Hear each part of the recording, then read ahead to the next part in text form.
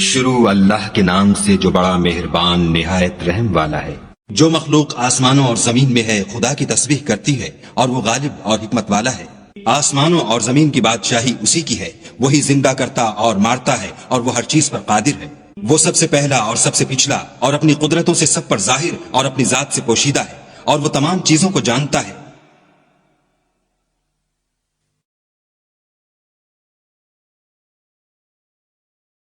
ذات سے پوشیدہ ہے اور وہ تمام چیزوں کو جانتا ہے۔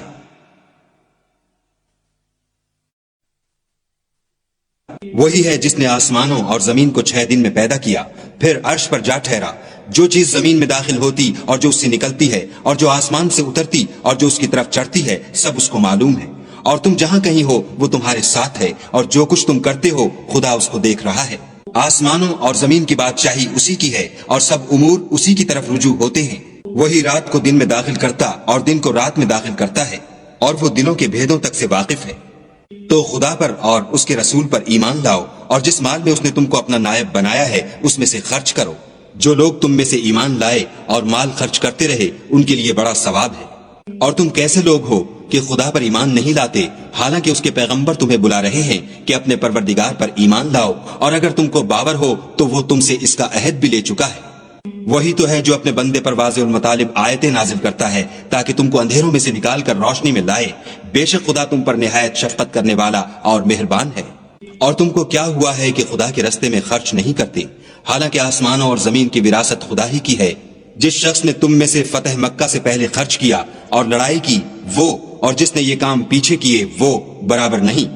ان کا درجہ ان لوگوں سے کہیں بڑھ کر ہے جنہوں نے بعد میں خرچ اموال اور کفار سے جہاد و قتال کیا، اور خدا نے سب سے ثواب نیک کا وعدہ تو کیا ہے، اور جو کام تم کرتے ہو خدا ان سے واقف ہے۔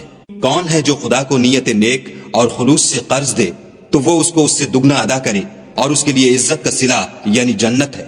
جس دن تم مومن مردوں اور مومن عورتوں کو دیکھو گے کہ ان کے ایمان کا نور ان کے آگے آگے اور داہنی طرف چل رہا ہے، تو ان سے کہا جائے گا کہ تم کو بشارت ہو کہ آج تمہارے لیے باغ ہیں جن کے تلے نہریں بہ رہی ہیں، ان میں ہمیشہ رہو گے، یہی بڑی کامیابی ہے۔ اس دن منافق مرد اور منافق عورتیں مومنوں سے کہیں گے کہ ہماری طرف نظر شفقت کیجئے کہ ہم بھی تمہارے نور سے روشنی حاصل کریں۔ تو ان سے کہا جائے گا کہ پیچھے کو لوٹ جاؤ اور وہاں نور تلاش کرو۔ پھر ان کے بیچ میں ایک دیوار کھڑی کر دی جائے گی جس میں ایک دروازہ ہوگا، جو اس کی جانب اندرونی ہے اس میں تو رحمت ہے، اور جو جانب بیرونی ہے اس طرف عذاب و اذیت۔ تو منافق لوگ مومنوں سے کہیں گے کہ کیا ہم دنیا میں تمہارے ساتھ نہ تھے؟ وہ کہیں گے کیوں نہیں تھے، لیکن تم نے خود اپنے تئیں بلا میں ڈالا اور ہمارے حق میں حوادث کے منتظر رہے اور اسلام میں شک کیا، اور لاتائل آرزوؤں نے تم کو دھوکہ دیا، یہاں تک کہ خدا کا حکم آ پہنچا اور خدا کے بارے میں تم کو شیطان دغاباز دغا دیتا رہا۔ تو آج تم سے معاوضہ نہیں لیا جائے گا اور نہ وہ کافروں ہی سے قبول کیا جائے گا۔ تم سب کا ٹھکانہ دوزخ ہے کہ وہی تمہارے لائق ہے اور وہ بری جگہ ہے۔ کیا ابھی تک مومنوں کے لیے اس کا وقت نہیں آیا کہ خدا کی یاد کرنے کے وقت اور قرآن جو خدائے برحق کی طرف سے نازل ہوا ہے اس کے سننے کے وقت ان کے دل نرم ہو جائیں، اور وہ ان لوگوں کی طرح نہ ہو جائیں جن کو ان سے پہلے کتابیں دی گئی تھیں، پھر ان پر زمانے طویل گزر گیا تو ان کے دل سخت ہو گئے اور ان میں سے اکثر نافرمان ہیں۔ جان رکھو کہ خدا ہی زمین کو اس کے مرنے کے بعد زندہ کرتا ہے۔ ہم نے اپنی نشانیاں تم سے کھول کھول کر بیان کر دی ہیں تاکہ تم سمجھو۔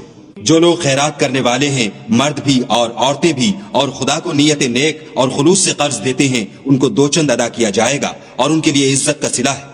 اور جو لوگ خدا اور اس کے پیغمبروں پر ایمان لائے، یہی اپنے پروردگار کے نزدیک صدیق اور شہید ہیں، ان کے لیے ان کے اعمال کا صلہ ہوگا اور ان کے ایمان کی روشنی۔ اور جن لوگوں نے کفر کیا اور ہماری آیتوں کو جھٹلایا وہی اہل دوزخ ہیں۔ جان رکھو کہ دنیا کی زندگی محض کھیل اور تماشا اور زینت و آرائش اور تمہارے آپس میں فخر و ستائش اور مال و اولاد کی ایک دوسرے سے زیادہ طلب و خواہش ہے۔ اس کی مثال ایسی ہے جیسے بارش کہ اس سے کھیتی اگتی اور کسانوں کو کھیتی بھلی لگتی ہے، پھر وہ خوب زور پر آتی ہے، پھر اے دیکھنے والے تو اس کو دیکھتا ہے کہ پک کر زرد پڑ جاتی ہے، پھر چورا چورا ہو جاتی ہے، اور آخرت میں کافروں کے لیے عذاب شدید اور مومنوں کے لیے خدا کی طرف سے بخشش اور خوشنودی ہے، اور دنیا کی زندگی تو متاع فریب ہے۔ بندو اپنے پروردگار کی بخشش کی طرف اور جنت کی طرف جس کا عرض آسمان اور زمین کے عرض کا سا ہے، اور جو ان لوگوں کے لیے تیار کی گئی ہے جو خدا پر اور اس کے پیغمبروں پر ایمان لائے ہیں، لب کو۔ یہ خدا کا فضل ہے جسے چاہے عطا فرمائے، اور خدا بڑے فضل کا مالک ہے۔ کوئی مصیبت ملک پر اور خود تم پر نہیں پڑتی مگر پیشتر اس کے کہ ہم اس کو پیدا کریں، ایک کتاب میں لکھی ہوئی ہے، اور یہ کام خدا کو آسان ہے، تاکہ جو مطلب تم سے فوت ہو گیا ہو اس کا غم نہ کھایا کرو، اور جو تم کو اس نے دیا ہو اس پر اترایا نہ کرو، اور خدا کسی اترانے اور شیخی بگھارنے والے کو دوست نہیں رکھتا۔ جو خود بھی بخل کریں اور لوگوں کو بھی بخل سکھائیں، اور جو شخص روح گردانی کرے تو خدا بھی بے پرواہ ہے اور وہی سزاوار حمد و ثنا ہے۔